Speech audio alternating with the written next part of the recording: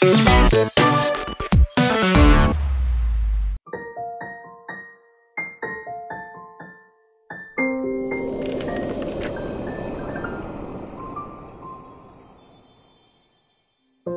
histoire commence sous un grand manteau blanc, dans le chalet du vieil homme préféré des enfants. Le Père Noël, assis à son bureau, lisait toutes les lettres de ses gentils marmots.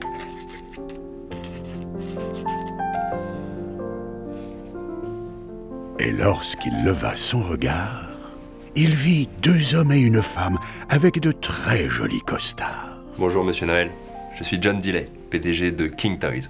Voici Mademoiselle Mona de Fisher Game et Monsieur Bill de Le Monde du Joujou. Tous les enfants ont droit à un joujou. Oui, Bill. Le joujou, ok. Le Père Noël trempa son cookie dans son verre de lait, tout en écoutant le charabia de la marchande de jouets.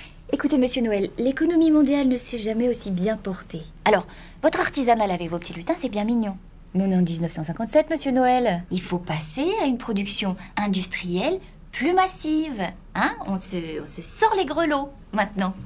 Mes petits lutins mettent beaucoup de cœur à l'ouvrage et fabriquent suffisamment de jouets pour tous les enfants sages.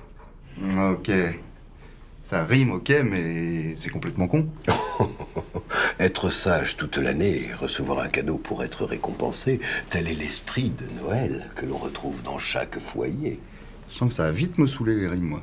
Alors, j'entends votre point de vue, Monsieur Noël, mais j'attire votre attention sur le fait que notre cœur de cible, les 5-15 ans, est quand même majoritairement composé de petits merdeux capricieux. Du coup, si on se prive de tous les enfants au passage, quelque part, on s'exclut d'un marché assez lucratif. Je ne vois pas ce que vous voulez dire. Où voulez-vous en venir? Nous souhaiterions vous racheter Noël. Moi, monsieur et mademoiselle. Ah non. Excusez-moi.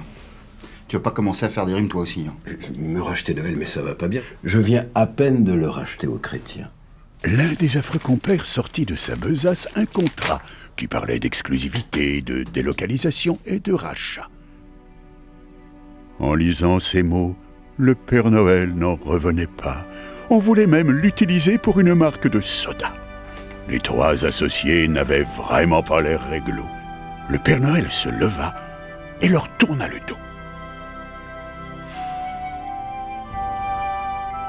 Si je m'occupe de Noël, c'est pour célébrer cette merveilleuse nuit.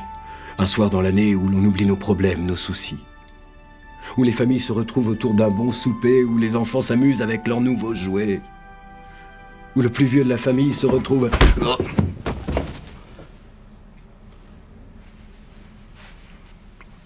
Il me semble avoir prévenu que j'en avais plein le cul des rimes. Et puis, ça sert à rien de discuter avec des gens comme lui, ils comprennent rien. S'il veut pas distribuer nos cadeaux, on dira aux parents de venir les chercher dans nos magasins, puis c'est terminé.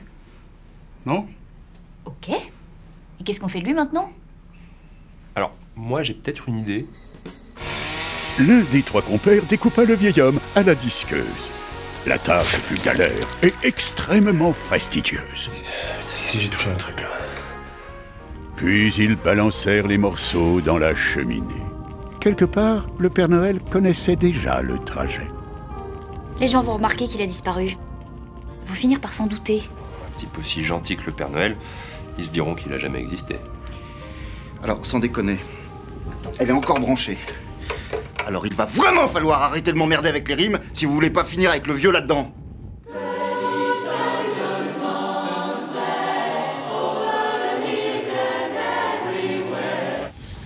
Toi, t'es bougon hein, depuis tout à l'heure. Moi?